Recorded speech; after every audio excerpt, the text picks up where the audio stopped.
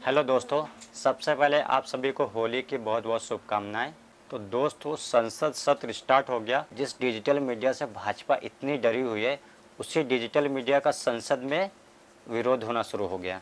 दोस्तों, होली की छुट्टी स्थगित होने से पहले गोदी मीडिया को अपना गुलाम बनाने वाली भाजपा का बहुत बड़ा दर्द जाहिर होना शुरू हुआ। भाजपा सांसद दिलीप नैया के ओर से डिजिटल मीडिया को गलत बताकर शिकंजा कसने की मांग कर दी गई और ये कह दिया गया कि डिजिटल मीडिया झूठ दिखा रहा है। ऑनलाइन पोर्टल न्यूज चैनल की संख्या 12 से आ गई है। इनमें से बहुत सारे न्यूज पोर्टल चैनलों के द्वारा लोगों को झूठी और बिना विश्वसनीयता की खबरों को पहुंचाया जा रहा है, जिसके कारण संविधान के इस चौथे स्तंभ को भी सभी पर भी प्रश्न चिन्ह लगा है। मैडम चेयरपर्सन, देश के लगभग सभी राज्यों में इस तरह के बहुत सारे स्थानीय ऑनलाइन पोर्टल व न्यूज चैनल केवल व्यवसायिक के रूप में भी चलाया जा रहा है और इन चैनलों के कुछ संवाददाताओं द्वारा पत्रकारिता की सभी सीमाओं को लांघकर लोगों तक गलत और तथ्यहीन खबरों को पहुंचाया जा रहा है। साथ ही कुछ ऐसे झूठी खबरों को फैलाकर सबूतेज ब्लैकमेलिंग के भी काफी सारे उदाहरण सामने आया है। झूठ को रोकने के लिए इस देश में तमाम कानून है, फिर सरकार उस झूठ को क्यों नहीं रोकती? क्यों भाजपा को डिजिटल मीडिया के लिए नया कानून चाहिए? इसका आंसर बिल्कुल साफ है दोस्तों। डिजिटल मीडिया ने गोदी मीडिया का झूठ सामने कर दिया। गोदी मीडिया के झूठ को डिजिटल मीडिया ने तहस नहस कर दिया और गोदी मीडिया के सुप्रीम लीडर की सबसे बड़ी ताकत थी। भाजपा को यह डिजिटल मीडिया की ताकत खटक रही है। भाजपा ने कहा कुंभ में कोई नहीं मरा है और गोदी मीडिया भाजपा का ही गुणगान गा रहा था, लेकिन दोस्तों ये डिजिटल मीडिया ही थी जिसने सच दिखाया। डिजिटल मीडिया गोदी मीडिया के तमाम प्रोपेगेंडा को तहस नहस कर देता है। इसीलिए दोस्तों, सुप्रीम लीडर बहुत टाइम से डिजिटल मीडिया पर शिकंजा कसना चाह रहे थे। आपको मैं बता दूं, एक ब्रॉडकास्ट बिल भी आया था, बट बैसाखी पे बनी सरकार कुछ कर नहीं पाए। और मैं आपको बता दूं, फिर से डिजिटल मीडिया पे शिकंजा कसने के रास्ते निकाले जा रहे हैं और आज भाजपा ने इस पर चिंता जताई है। कल इसी चिंता पर बिल भी लाया जाएगा। और उधर संसद में संजय सिंह रेल मंत्री पर बोल रहे थे, पूरे देश को इंतजार है इस बात का कि कब ये दुर्घटनाएं रुकेंगी। पूरे देश को इंतजार है इस बात का कि 3 लाख भर्तियां जो आपने रोक रखी हैं, जिसके कारण आज संवेदनशील जगहों पे एम्प्लॉय नहीं है, कर्मचारी नहीं है, दुर्घटनाएं हो रही हैं, वो कब रुकेंगी?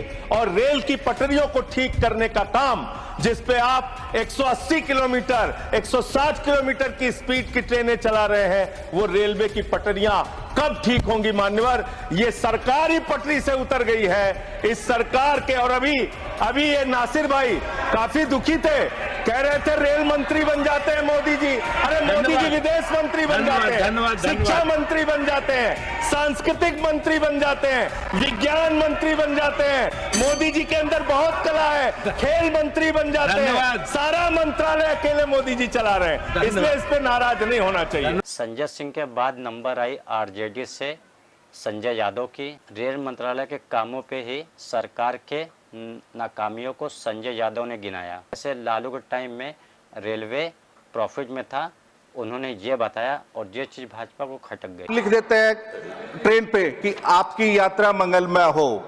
खाली ट्रेन पे आपकी यात्रा मंगलमय लिखने से किसी की यात्रा मंगलमय नहीं होगी।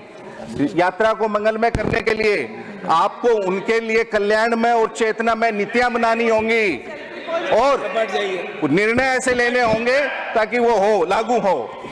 किसी के हैप्पी जर्नी करने से किसी की जर्नी हैप्पी नहीं होती। तो लालू जी ने जो इस देश के रेलवे को दिया है, कोई रेल मंत्री नहीं दे पाया है 2005 के बाद से। लालू जी से पहले भी बिहार के रेल मंत्री थे, उनको इतिहास के फुटनोट में भी जगह नहीं मिलेगी, लेकिन लालू जी ने जो दिया है वो कोई नहीं कर पाया। उन्होंने बिहार को 3 कारखाने दिए, किस रेल मंत्री ने दिया? बात लोकसभा में परिणीति शिंदे ने फ्री राशन का मुद्दा उठाया। इसमें प्रहलाद जोशी ने कहा ये ई श्रम पोर्टल का सवाल है और ये कहकर बात टालने की पूरी कोशिश की। अब इसमें अच्छी बात यह थी कि ओम बिरला ने कहा आप राज्य सरकारों को गाइडलाइन जारी करने के लिए बोलिए। 40 to 50% लोगों को अनाज फूड सिक्योरिटी के अंतर्गत नहीं प्राप्त हो रहा, और महाराष्ट्र को आप जो इष्टांक है जो नहीं प्राप्त हुआ है पिछले 10 सालों से, वो आप कब देंगे? और जो जिनके बायोमेट्रिक्स नहीं हो पा रहे हैं, क्या आप उनको रेशन देंगे? धन्यवाद।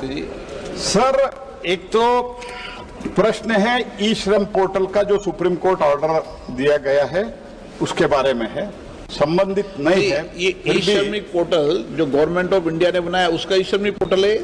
नहीं सर, ई श्रम पोर्टल का जो रजिस्ट्रेशन हुआ था वो ई श्रमिक पोर्टल है ना? जी जी, वही है। आप दोबारा राज्य सरकारों को गाइडलाइन दें, अभी राज्य सरकार गाइडलाइन को मान नहीं रही है।